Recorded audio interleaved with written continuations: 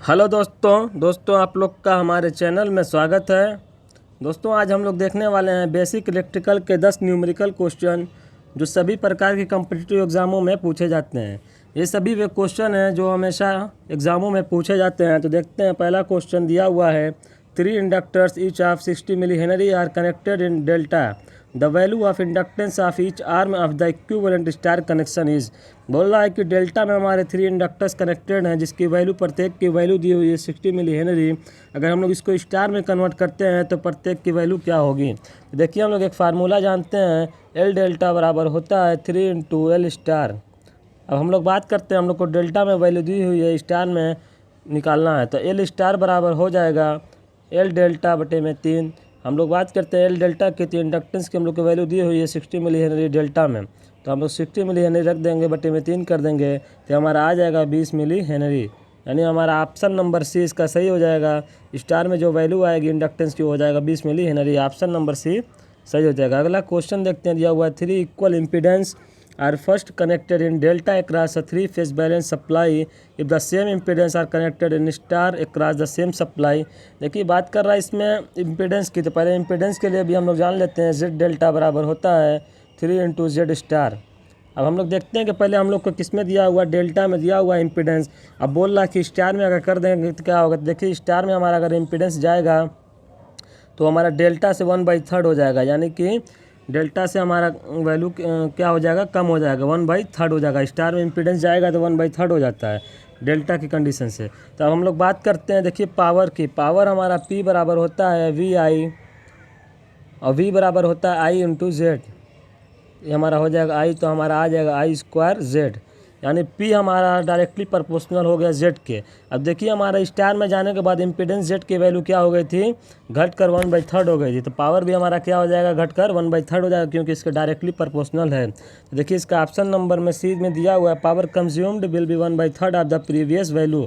यानी पहले वाली वैल्यू से जो है हमारा पावर जो 1/3 हो जाएगा। तो इसका ऑप्शन नंबर सी सही हो जाएगा। अगला क्वेश्चन है कि 410 microfarad capacitor are connected in parallel, the net capacitance is. देखिए बोल रहा है नेट कैपेसिटेंस, कुल कैपेसिटेंस हम लोग को फाइंड आउट करना है। और हम लोग को दिया हुआ है 10 माइक्रोफैरड के 4 कैपेसिटर हैं जो पैरेलल में कनेक्टेड है। देखिए हम लोग को कैपेसिटर के केस में जो होता है रजिस्टर के केस से उल्टा हो जाता है। रेजिस्टेंस को जैसे हम लोग सीरीज में निकालते हैं वैसे हम लोग कैपेसिटर को पैरेलल में निकालते हैं। तो अगर रेजिस्टेंस की बात करें तो हम लोग सीरीज में R1 R2 R3 सर्कल से जोड़ देते हैं। तो इसी तरीके से पैरेलल में हम लोग कैपेसिटर निकालने के लिए क्या करेंगे, इन सभी को जोड़ देंगे। तो हमारा 10 + 10 + 10 + 10, यानी कि सबको सीरीज़ की तरह जोड़ कर निकाल लेते हैं पैरेलल में। तो हमारा 40 माइक्रोफैरड आंसर हो जाएगा।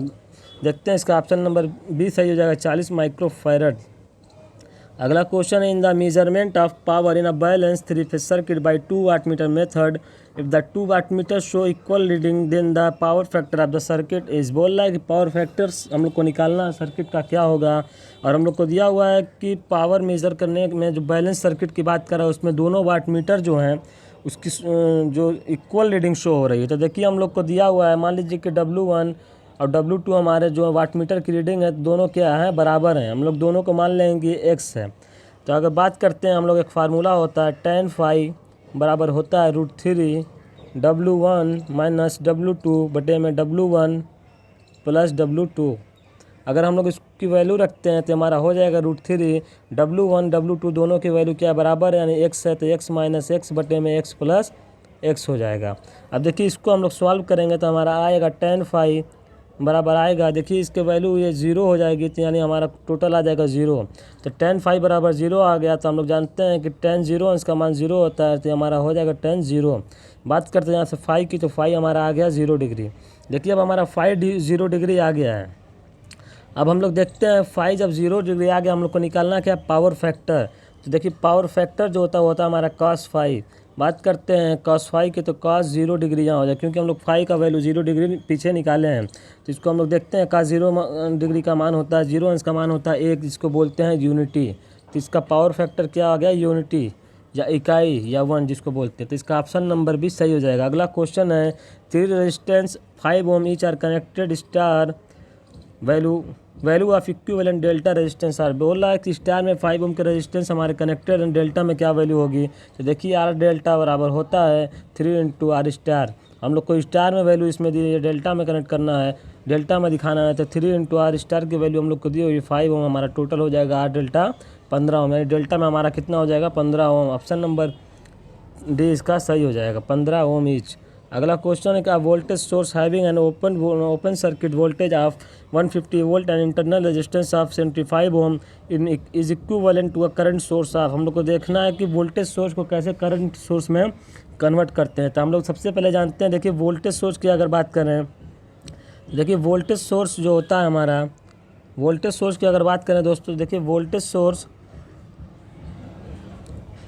सोर्स जो होता है हमारा, मान लीजिए कि वोल्टेज सोर्स है तो इसके सीरीज में एक रेजिस्टेंस कनेक्ट होता है, ये हमारा वोल्टेज सोर्स होता है। बात करते हैं अब करंट सोर्स की, जो करंट सोर्स हमारा मान लीजिए ये है, तो इसके पैरेलल में एक रेजिस्टेंस कनेक्ट होता है इस तरीके से, ये हमारा होता है करंट सोर्स।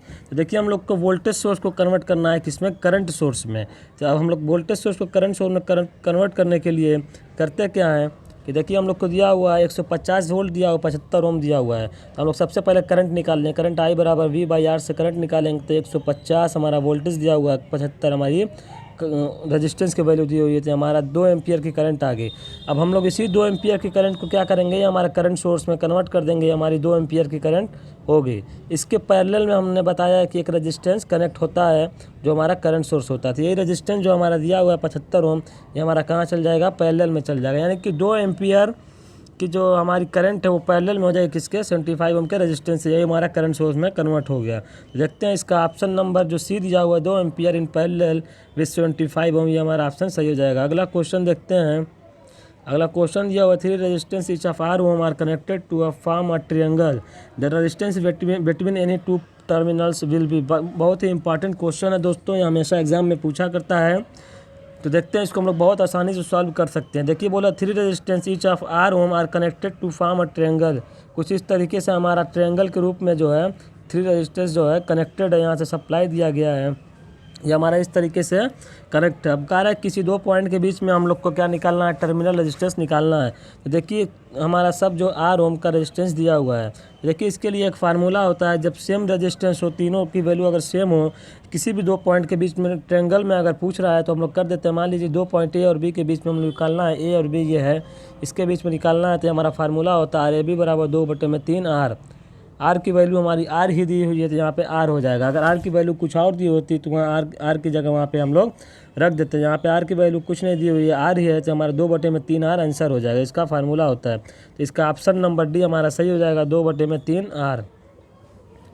अगला क्वेश्चन देखते हैं, दिया हुआ है 5 resistance of 1 ohm each are available, the minimum resistance by combining all these will be. बोल रहा है कि 5 रेजिस्टेंस हमारे हैं 1 ओम के प्रत्येक है, उसको मिनिमम रेजिस्टेंस में हम लोग को बदलना है, तो कैसे कंबाइन करें। देखिए हम लोग को सबसे मिनिमम रेजिस्टेंस तभी मिलता है जब जितने भी रेजिस्टेंस हैं हम लोग सबको जो है पैरेलल में कर देंगे। पैरेलल में करने से हमारा क्या होता है, जो इक्विवेलेंट रेजिस्टेंस मिलता है वो हमारा सबसे लो वैल्यू का रेजिस्टेंस जो होगा उससे भी कम हो जाता है। तो हम लोग क्या करेंगे, सबको पैरेलल में कर देंगे। बात करते हैं पैरेलल में अगर सेम वैल्यू के रेजिस्टेंस दिए हुए होते हैं तो हम लोग आर यानी टोटल रेजिस्टेंस की बात करें तो हमारा R/N हो जाएगा, R/N। आर की वैल्यू 1 ओम दी हुई है, एन बराबर हमारा दिया हुआ 5 ओम, 5 रेजिस्टेंस है, यानी हमारा टोटल रेजिस्टेंस कितना हो जाएगा 1/5। इसको हम लोग एक पैरेलल की तरह 1/R बराबर 1/R1 प्लस 1/R2 इस तरीके से भी निकाल सकते थे, लेकिन हम लोग को यहाँ पे जब 5 रेजिस्टेंस सेम वैल्यू के दिए हों तो हम लोग इस तरीके से भी निकाल सकते हैं, टाइम बचाते हुए इस तरीके से भी निकाल सकते हैं। अगला क्वेश्चन देखते हैं, दिया हुआ है for a network of 11 branch and 6 node what is the number of independence loop. हम लोग को लूप निकालना है, हम लोग को ब्रांच और नोड्स दिए हुए हैं, तो हम लोग एक फार्मूला जानते हैं, B बराबर होता है L + N-1। इसमें हम लोग को निकालना क्या है, लूप। L हमारा लूप है, B ब्रांच है, N हमारा नोड्स होता है। तो देखिए हम लोग को निकालना है लूप, ब्रांच की बात करें 11 दिया हुआ है, लूप की बात करें निकालना है, नोट्स हमारे दिए हुए हैं 6, ये हमारा -1 हो जाएगा। इसको हम लोग L को निकाल लेंगे यहाँ से। तो देखिए 11 है, यहाँ पे 6 में से 1 गया 5 और हमारा इधर 5 माइनस हो जाएगा तो हमारा L बराबर आ जाएगा 6, यानी लूप की संख्या कितनी आ गई, 6 आ गई। तो ऑप्शन नंबर सी इसका सही हो जाएगा 6। अगला क्वेश्चन दिया हुआ है 12 1 ohm resistance are used as to form a cube. बोल रहा है कि 12 1 ओम के रेजिस्टेंस है जो हमारा क्यूब के रूप में सम्मिलित बने हुए हैं। तो the resistance between 2 diagonally opposite corners of the cube is. 2 diagonally opposite corners के बीच में हम लोग को क्यूब का जो है रेजिस्टेंस निकालना है। तो देखिए इसके लिए भी एक फार्मूला होता है, जैसे हमारा ट्रायंगल में फार्मूला था RAB बराबर, यानी 2 पॉइंट के बीच में 2/3 R होता था। उसी तरीके से इसमें भी हमारा होता है, किसी दो क्यूब में हमारा होता है, मान लीजिए 2 पॉइंट हमारा RAB है, उसके बीच में हम लोग निकालें तो हमारा होता है 5/6R, यानी हमारा जो 1 ओम का दिया हुआ है हमारा हो जाएगा 5/6 इंटू 1, R बराबर 1 दिया हुआ है, हमारा आ जाएगा 5/6 ओम। तो बहुत आसानी से हम लोग इसको सॉल्व कर सकते हैं, 5/6 ओम आ जाएगा। इस तरीके के क्वेश्चन दोस्तों, जैसे हम लोगों ने इस वीडियो में 10 क्वेश्चन को देखे हैं, इस तरीके के क्वेश्चन लगभग सभी एग्ज़ामों में पूछे जाते हैं। तो दोस्तों हम लोगों ने इस वीडियो में बहुत ही इंपॉर्टेंट टॉपिक को कवर किया है। इसके आगे दोस्तों हम लोग फिर देखेंगे नेक्स्ट वीडियो में, और भी इंपॉर्टेंट क्वेश्चन को देखते रहेंगे। आप लोग हमारे चैनल की प्लेलिस्ट में जाकर और वीडियो को देख सकते हैं। तब तक के लिए हमारे चैनल को सब्सक्राइब कर दीजिए। फिर हम लोग मिलते हैं नेक्स्ट वीडियो में।